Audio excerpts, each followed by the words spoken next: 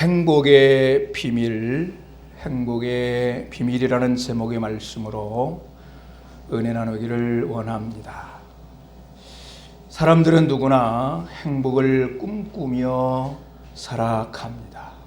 그래서 행복을 위해서 공부도 하고 그 행복을 위해서 돈도 벌고 집도 사고 결혼도 합니다. 또 성공을 이루어서 행복을 추구하려고 합니다. 우리가 헌법 10조에 보면 행복 추구권이라고 하는 것이 있습니다.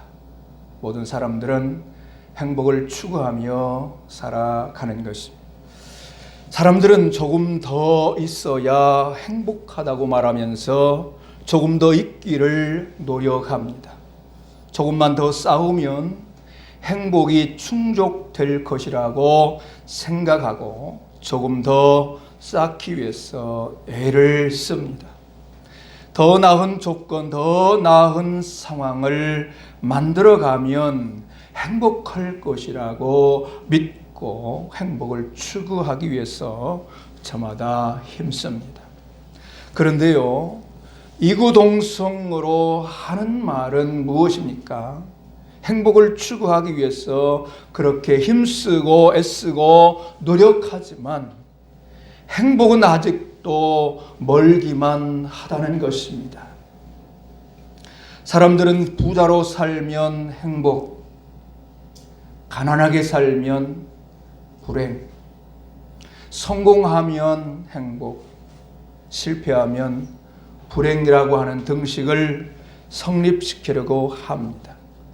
그러나 인생들의 삶을 구체적으로 들여다보면 실상은 그렇지가 않습니다. 인생을 한 부분만 보는 것이 아니라 전체적으로 볼 때는 더욱 분명해집니다. 행복이 성공이라는 등식을 놓고 볼 때에 세상에서 가장 행복한 사람이라고 할 수 있는 이는 아마도 독일의 문호 괴테라고 할 수가 있을 것입니다. 괴테는 시인이요 극작가이자 정치가입니다. 과학자요 세계적인 문학가이며 자연 연구가입니다. 그는 특히 저술가로 대성공한 사람이었습니다. 과학에 대한 저서만도 14권에 이를 정도로 작가로서 명성을 얻었습니다. 그의 나이 82세에 쓴 희곡 파우스트는 그야말로 세계의 걸작이 되었습니다.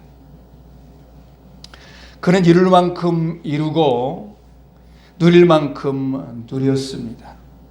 세상 모든 사람들의 부러움을 샀습니다. 그럼에도 그가 세상을 떠나면서 남긴 말은 한평생 행복하다고 느낀 적은 단 한 번도 없었다고 말했습니다. 그가 이루었던 성공이, 그가 가진 명예가 그 자신에게 있어서는 행복을 가져다 주지 못했다라고 하는 것입니다. 제가 지난주에 읽은 책 중에 크리스찬을 위한 시크릿이라는 책에는 이런 내용이 있었습니다. 데이브는 성공한 사업가이다. 성격도 활발했어. 인기가 좋았다. 그를 보면 정말 다 갖췄구나 하는 생각이 절로 들었다. 친구, 넘치는 돈, 단란한 가정, 상류 사회. 그런데 시장의 변화로 사업이 어려워지기 시작했다. 그 자신에 닥친 다양한 스트레스와 재정 상황에 대한 스트레스까지 겹쳐서 그는 지쳐갔다. 마침내 그는 자취를 감추었다. 여러분, 성공이 곧 행복이라고 말할 수 있을까요? 세상의 것들은 가지기 전에는, 이루기 전에는 이것만 있으면, 이것만 이루면 하지만 그것들을 이루고 나서는 그것들로 과연 행복했을까? 비교의식에 넘어지고, 내가 나름대로 좋은 차를 탔다고 생각했는데 고속도로에나 삶의 현장에서 자동차를 몰아보면 비교 대상이 나타났을 때 그가 나름대로 행복했던 것처럼 느끼진 모든 것들이 다 사라집니다.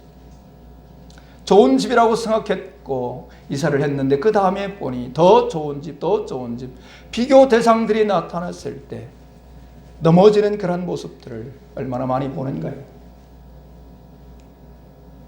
우리가 성공한다고 하는 그런 성공을 이루는 과정 가운데서도 넘어지고, 심지어는 성공을 해놓고도 넘어지는 그러한 모습들 속에서 과연 성공하면 행복하다, 더 가지면 행복하다라고 하는 그 등식이 맞다고 인정해 줄 수가 있는가라고 하는 것이, 모든 것을 소유했던 솔로몬은 전도서 1장 2절에 이렇게 고백합니다. 모든 것이 다 헛되도다 라고 말합니다. 총체적으로 보면 세상의 모든 것을 다 가져보지만 그것이 행복을 가져다 주는 것은 아니었다라고 말하는 것입니다. 그렇다면 여러분, 진정한 누릴 수 있는 행복이라고 하는 것이 있는가? 그런 질문을 하게 되지요. 그런 질문의 답은 예스라고 하는 것입니다. 세상의 눈으로 보면 진정한 행복을 볼 수도 없고 알 수도 없는 비밀입니다. 또 육신의 눈으로 보아도 역시 볼 수도 없고 알 수도 없고 체험할 수도 없는 비밀입니다. 그러나 여러분, 영적 눈으로는 볼 수 있고 알 수 있습니다. 믿음의 눈으로 성경을 열면 그 속에 진정한 행복이 무엇인지 보입니다. 알게 됩니다. 누리게 되는 것입니다. 더 이상 비밀이 아닙니다. 따라서 우리 함께 믿음의 눈으로 성경을 열어보기를 원하는 것입니다. 여러분, 오늘 성경 말씀은 이렇게 기록하고 있습니다. 이스라엘아, 너는 행복한 사람이로다. 이스라엘이 누구입니까? 하나님이 택한 백성들입니다. 그렇다면 오늘날 이스라엘은 누구인가? 예수를 믿어 예수 그리스도를 통하여 그리스도인이라고 하는 성도인 우리들이 거기에 해당이 되는 것입니다. 하나님이 우리를 하나님의 백성 삼아 주셨습니다. 오늘도 하나님은 우리를 향하여 선포하십니다. 너는 행복한 사람이로다. 그렇다면 오늘날 우리 성도들이 행복한 사람이라고 불리는 그 이유, 그 비밀은 무엇일까? 그 비밀의 문을 열기 원합니다. 첫 번째 비밀의 문을 열고 들어가면 하나님의 구원을 받은 자들이기 때문이라. 하나님의 구원을 받은 자들이기 때문이라 그렇게 말씀을 하게 됩니다. 오늘 본문을 보면 너는 행복한 사람이로다. 여호와의 구원을 너같이 얻은 백성이 누구냐라고 그렇게 말씀합니다. 여기 너는 행복한 사람이라고 해서 행복한에 해당하는 원어 아시레는 충만한 행복, 완전한 행복을 의미하는 단어입니다. 그냥 행복이 아닙니다. 완전한 행복입니다. 그러므로 이 행복은 세상에서는 볼 수 없고 알 수 없고 경험할 수가 없는 행복입니다. 세상에서는 알 수 없는 비밀스러운 행복인 것입니다. 이 행복은 하나님의 은혜 안에서, 하나님의 은혜 안에서만 이루어지는 행복. 곧 하나님의 은혜로 구원받은 자들이 누릴 수 있는 행복인 것입니다. 이스라엘 백성들은 어둠의 애굽에서 절망의 종으로 살았습니다. 애굽은 하나님을 대적하는 어둠의 권세를 상징합니다. 이스라엘 백성들은 이 어둠의 권세에 종노릇하여 살았습니다. 어둠의 세력에 굴복당하여 살아야 하는 절망 그 자체였습니다. 그러나 모세를 통하여 하나님이 구원의 손길을 펼치십니다. 그래서 430년 동안에 종노릇에서 벗어났습니다. 이제는 종노릇의 속박에서 자유를 받았습니다. 절망에서 소망을 꿈꿀 수 있게 된 것입니다. 뿐만 아니라 하나님이 그들을 하나님의 백성 삼아 주셨습니다. 여기서부터 완전한 행복의 생애로 나아갈 수 있는 길이 열리게 된 것입니다. 여러분, 우리도 전에는 어둠의 권세에 종노릇하며 살았습니다. 에베소서 2장 2절에 너희는 공중권세 잡은 자를 따랐으니 곧 지금 불순종의 아들들 가운데서 역사하는 영이라. 또 죄의 종으로 살았습니다. 에베소서 2장 3절입니다. 전에는 우리도 다 그 가운데서 우리의 육체의 욕심을 따라 지내며 육체와 마음에 원하는 것을 하여 다른 이들과 같이 본질상 진노의 자녀였더니 죄의 종노릇의 결국이 무엇입니까? 로마서 6장 23절에서 대변해 줍니다. 죄의 삭은 사망이라. 그러나 예수님을 통해서 구원의 손길을 펼쳐 줬습니다. 에베소서 2장 4절에서 5절입니다. 긍휼이 풍성하신 하나님이 우리를 사랑하신 그 큰 사랑을 인하여 허물로 죽은 우리를 그리스도와 함께 살리셨고 너희는 은혜로 구원을 받은 것이라. 어둠의 권세의 종노릇, 죄의 종노릇에서 자유를 얻었습니다. 절망에서 소망을 얻게 되었습니다. 죽음에서 생명을 얻게 되었습니다. 뿐만 아니라 하나님께서 하나님의 흑성을 삼아 주셨습니다. 한 걸음 더 나아가 하나님의 자녀 삼아 주신 줄로 믿습니다.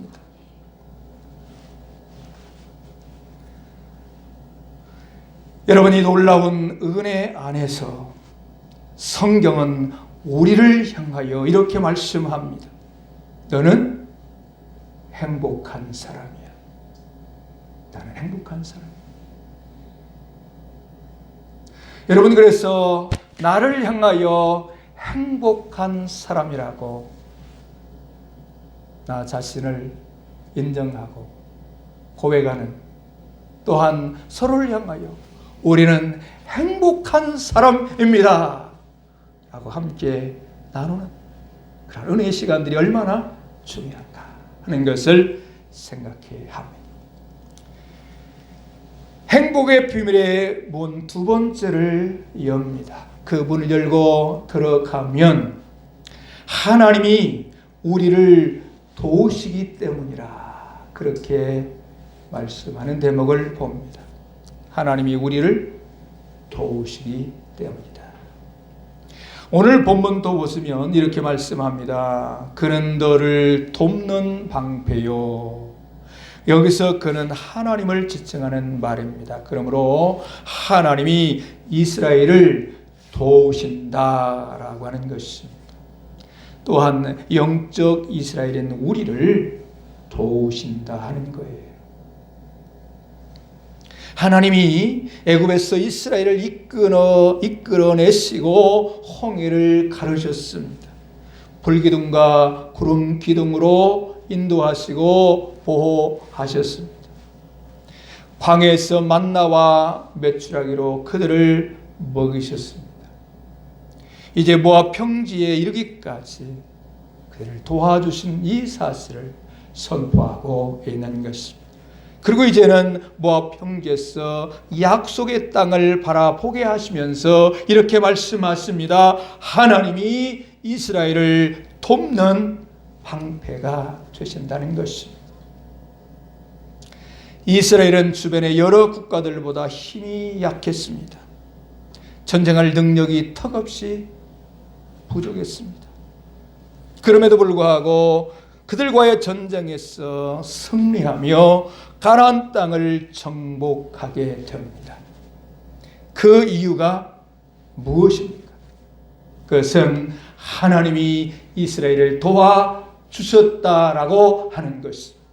하나님의 도우심의 은혜가 그들에게 임하였다라고 하는 것입니다.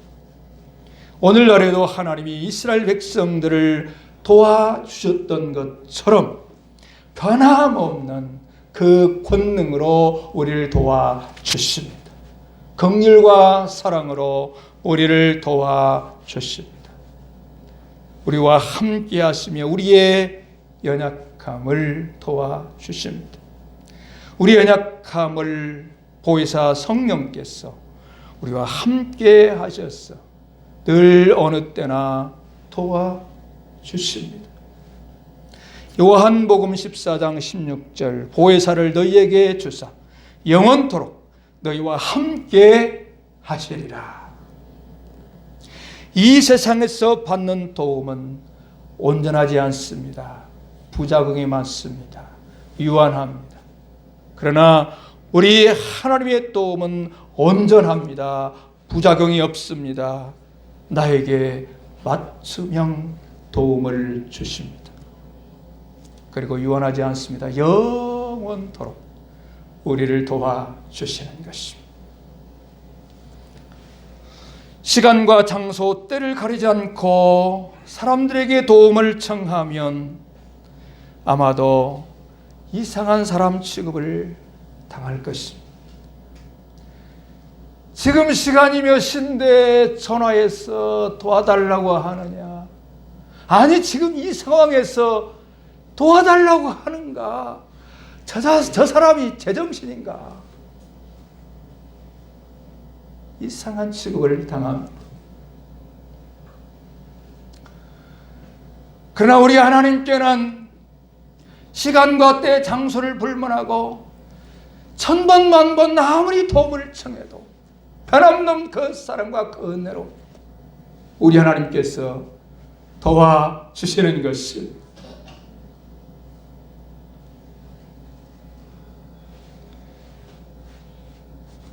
그러므로 하나님의 백성인 우리 성도들에게 성경은 이렇게 말씀합니다. 너는 행복한 사람이로다. 행복의 비밀의 문을 세 번째로 엽니다. 그 세 번째 문을 열고 들어가 보면 하나님 나라의 기업을 상속받아 영원한 참 행복을 누릴 자들이기 때문이라 하는 내용을 접하게 됩니다. 오늘 본문 뒷부분을 봅니다. 내가 높은 곳을 밟으리로다.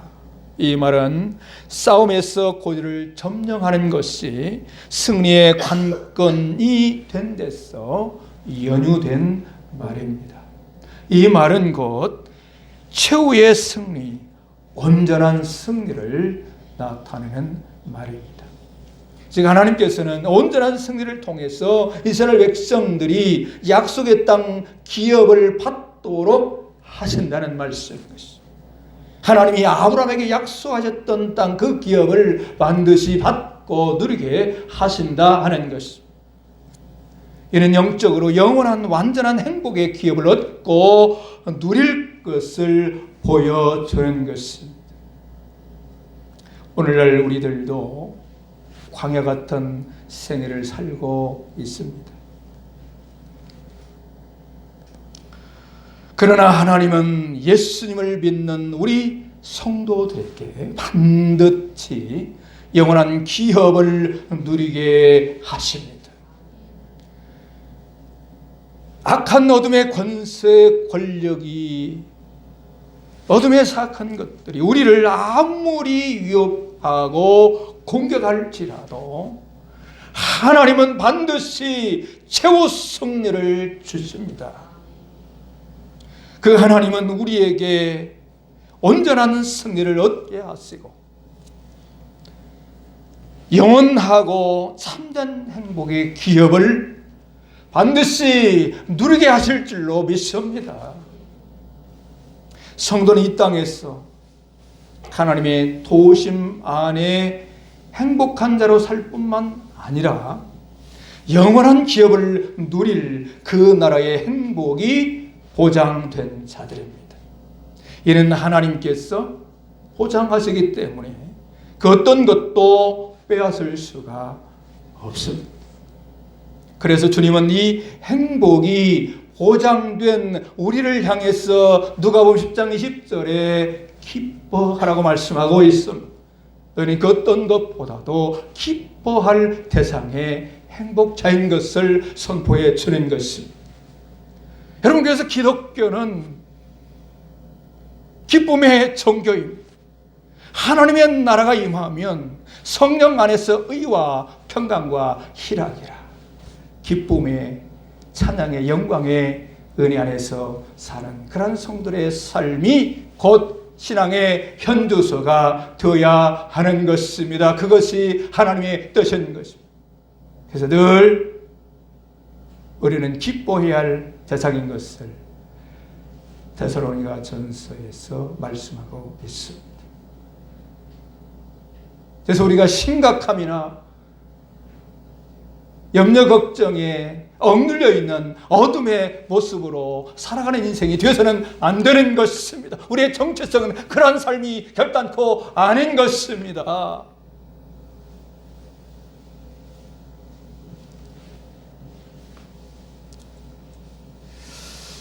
오늘 본문에서 찾는 행복의 비밀, 그 결론이 무엇인가? 완전한 행복은 다른 것에 있는 것이 아니라 오직 하나님 안에 있다는 것입니다. 하나님 안에만 있는 줄로 믿습니다. 사랑하는 여러분, 내가 불행하다고 여기는 것은 다른 어떤 것이나 환경의 문제가 아닙니다. 하나님과의 관계의 영적인 문제인 것입니다.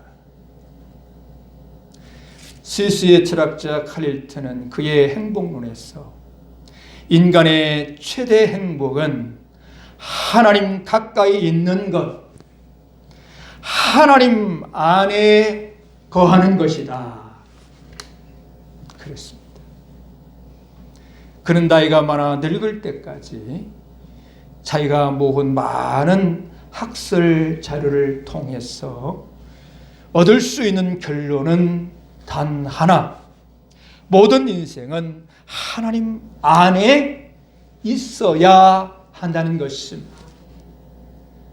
하나님 안에 있어야 하는 것입니다. 할렐루야. 초기 기독교 교회의 교부요 철학자요 중세의 기독교 사상에 큰 영향을 끼쳤던 아우구스티누스라고 하는 사람이 있습니다. 그의 고백록에 보면 행복에 대해 나오는데 이렇게 말했습니다. 하나님을 소유한 사람은 행복할 수밖에 없다. 하나님은 행복의 근원이시기 때문이다. 할렐루야. 인간의 모든 갈망은 오직 하나님 안에 답이 있다라고 말했습니다.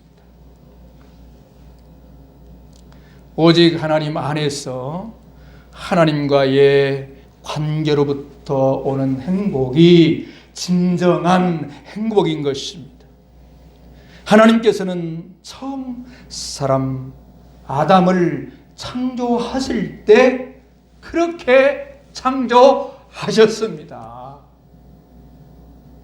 아예 우리의 인생을 그렇게 창조하셨어요. 하나님 떠나서는 진정한 참 행복을 누릴 수 없도록 그렇게 만들으셨어요. 현대 자동차, 저 독일의 벤츠, 기아 어디서든지 자동차를 만들었을 때 그 매뉴얼대로 자동차가 움직여 가는 거예요. 하나님이 만들어 놓으신 우리의 인생의 매뉴얼처럼 우리는 그렇게 살아가게 되는 줄로 믿습니다.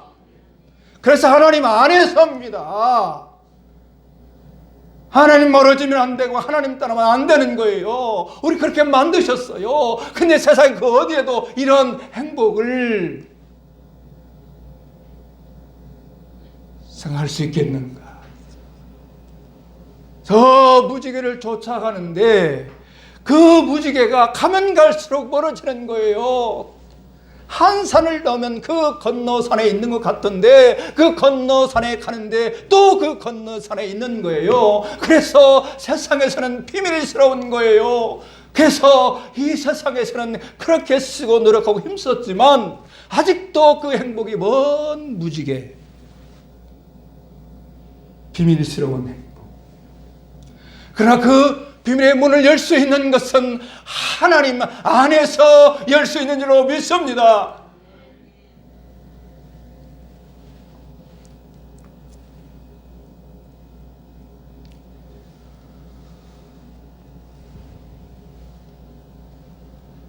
하나님께서 처음 사람 아담을 창조하실 때부터 그렇게 창조하신 사실, 우리는 잊어서는 안 됩니다. 그런데요, 첫사람 아담이 죄를 짓고 하나님을 떠날 때는 에덴에 있는 완벽한 행복이 다 떠났습니다. 하나님을 떠남으로 말미암아 다 그 행복도 떠나버린 것입니다. 이 사실을 보면 행복이 에덴이라는 어떠한 환경이나 다른 것에 있을 수가 없는 것을 우리는 깨닫게 되는 것입니다. 하나님 안에 에덴도 있고 하나님 안에 진정한 행복, 완전한 행복, 충만한 행복이 하나님 안에 이루어지는 것이구나 하는 것을 깨닫게 됩니다.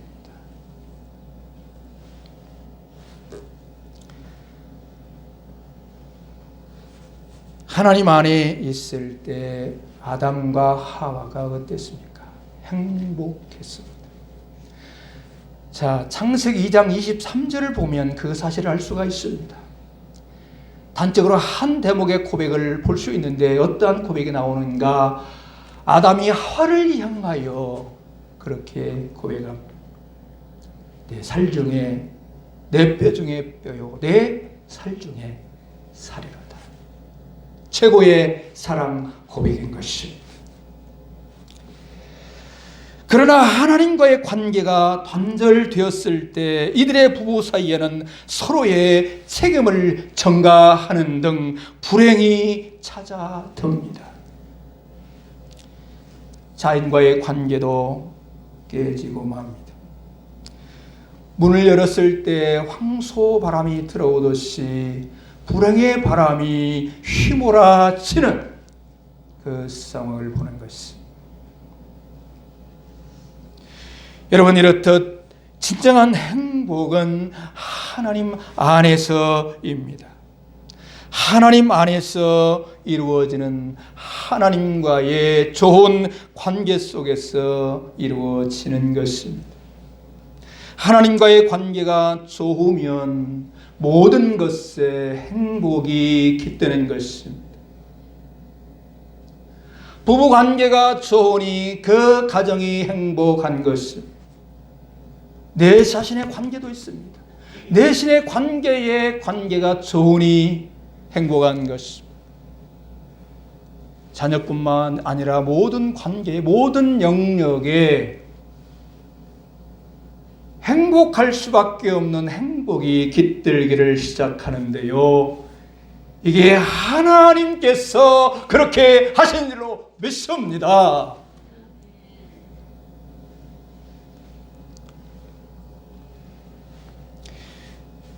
너같이 구원 얻은 백성이 누구이냐? 우리 하나님께서 나를 택하셨습니다. 나를 구속하셨습니다. 나를 도우십니다. 나를 영원한 기업으로 인도하십니다. 이 놀라운 하나님의 행복 안에서 하나님의 은혜가 충만히 누려지는 승리의 삶들, 은혜의 삶들이 우리 모두에게 충만히 임하기를 간절히 축원합니다. 기도하겠습니다. 우리 할렐루야 아버지,